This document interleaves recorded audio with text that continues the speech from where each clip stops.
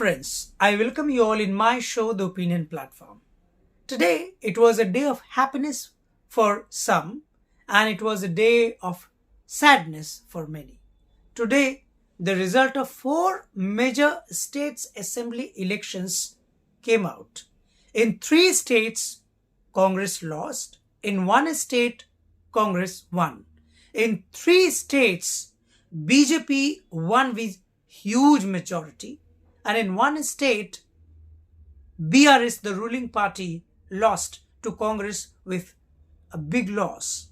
It is very interesting that before 2024 general election, this five states elections were expected to present the preview or a trailer of how the two major national parties standing against each other in the parliament, Congress and BJP, would perform. Where Congress had succeeded in forming the hope among voters of Madhya Pradesh that Congress would succeed in wresting the power from BJP, which was ruling in Madhya Pradesh. In Chhattisgarh, the Congress was overconfident that under the leadership of Bhupesh Baghel, Congress will succeed in retaining the power.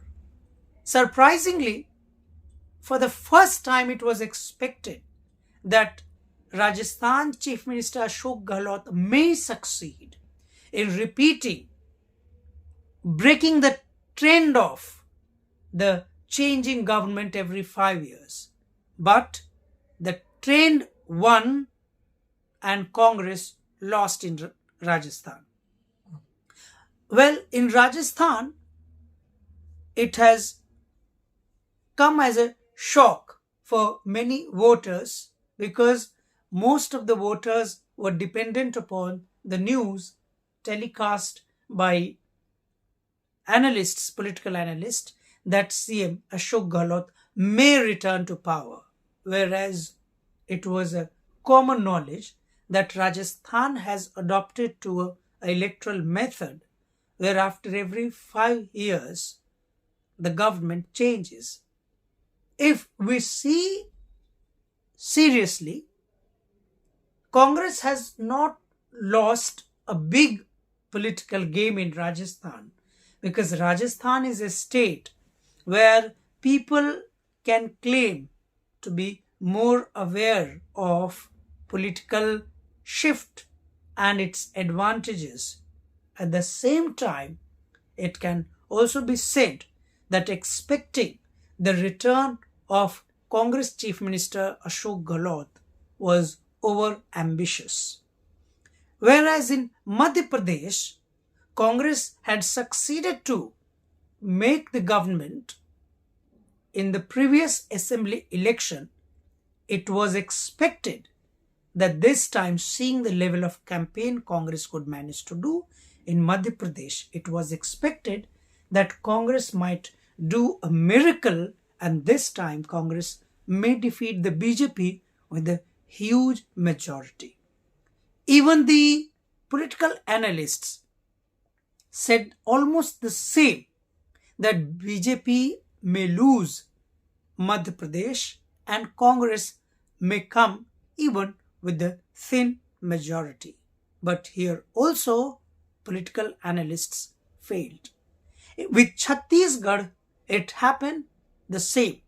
In Chhattisgarh, almost all political analysts, those who are known to have keen eyes on the electoral gains on losses, they almost all of them had predicted that Congress will repeat the government in Chhattisgarh while winning the majority, the clear majority.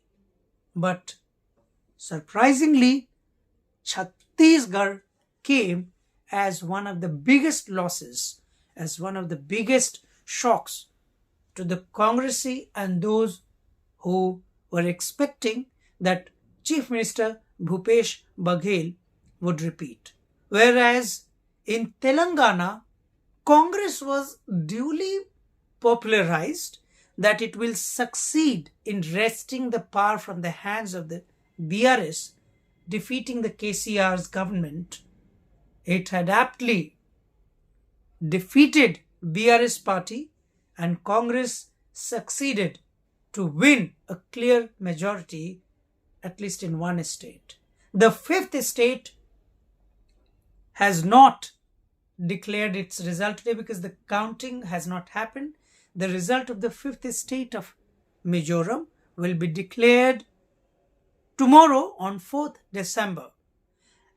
But Mizoram was not anywhere in the discussion of the mainstream politics because there were three major states: Chhattisgarh, Madhya Pradesh and Rajasthan. These three states are exemplary states where there's a direct competition between two national parties, BJP and Congress. These three states are such states where third political parties are not in existence. Third major political parties do not exist, like Bihar and Uttar Pradesh. Whereas in Bihar and Uttar Pradesh, there are many important stakeholders, political stakeholders, such as in Uttar Pradesh, BSP, SP, and JDU and RJD in Bihar. In Madhya Pradesh, Chhattisgarh and Rajasthan, situation is not the same. Chhattisgarh, Rajasthan and Madhya Pradesh are such states which keep two national parties directly against each other. And in this direct fight, BJP has given a huge defeat to the Congress. After this result, it is being discussed. At least we can say the discussion has started.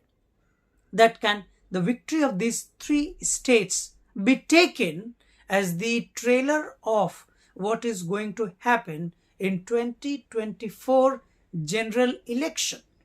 It is said that from the day India alliance involving all opposition parties of BJP were formed, BJP started to feel rattled.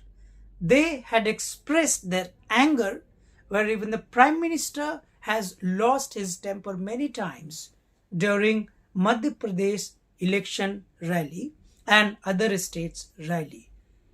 Prime Minister Narendra Modi many times spoke and referred to or hinted at the politics which is started from Bihar through caste survey and caste census. Congress directly caught that issue, and Rahul Gandhi, the ex-chief of the Congress, campaigned on the same pattern.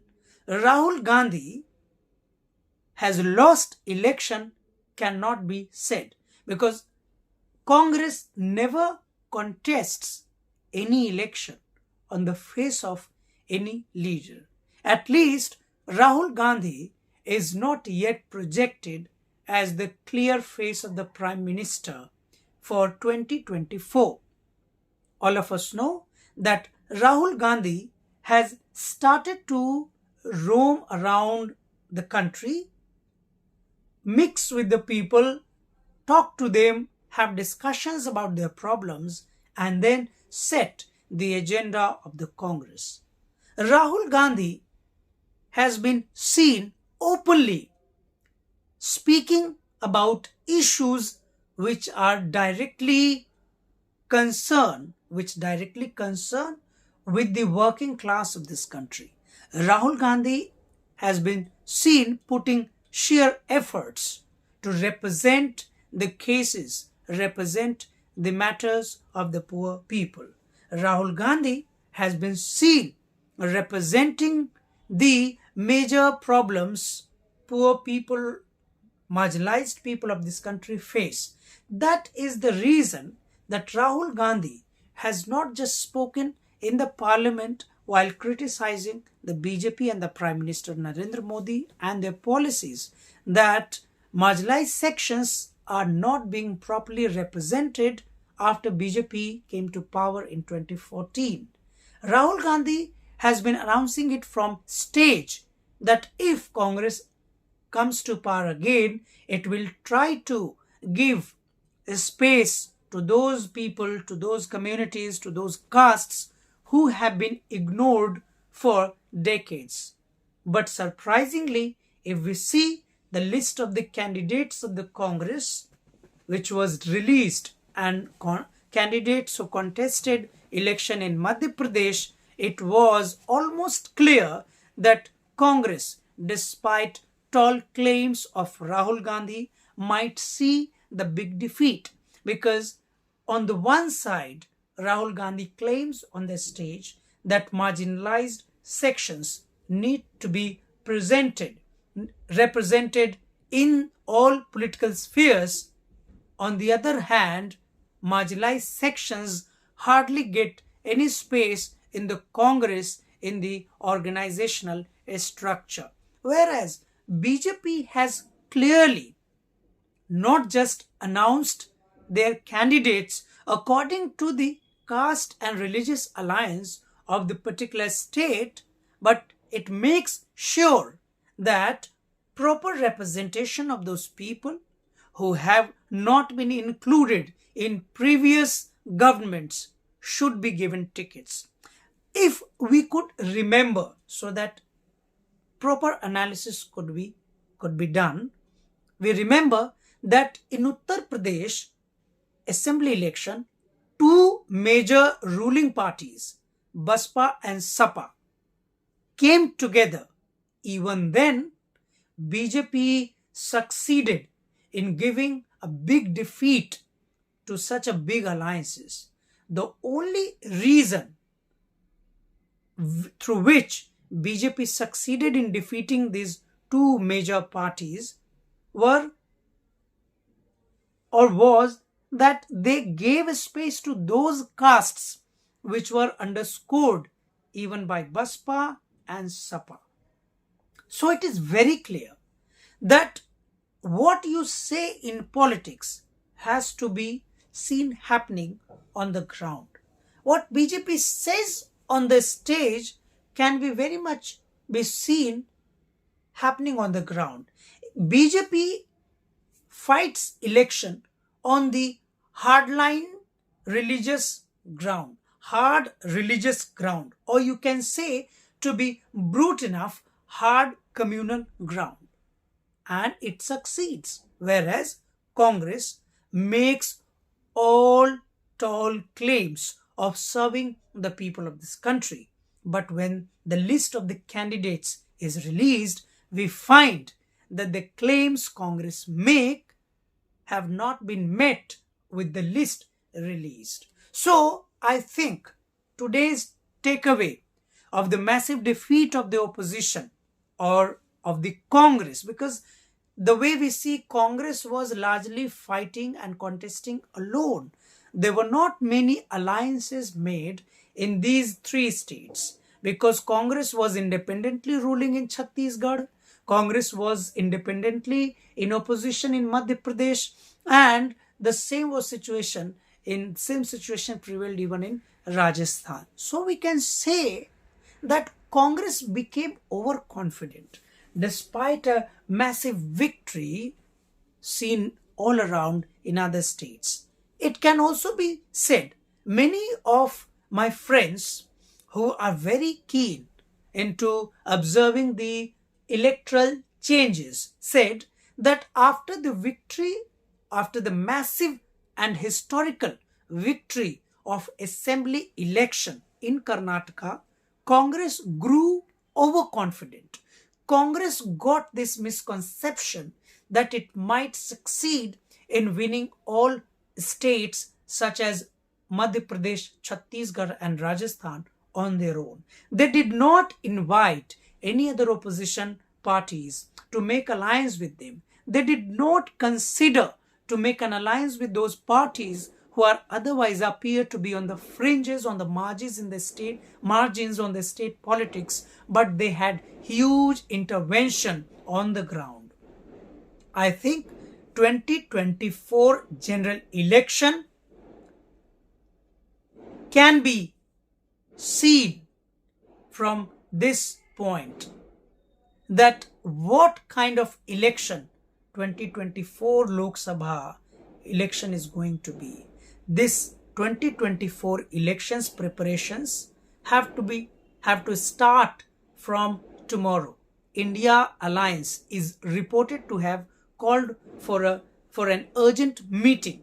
I think not just for reconsideration of their decisions, but start preparing to go into general election of May, because I think now Congress must have realized the significance of all smaller parties who somehow cater to the need of the diversified communities of India.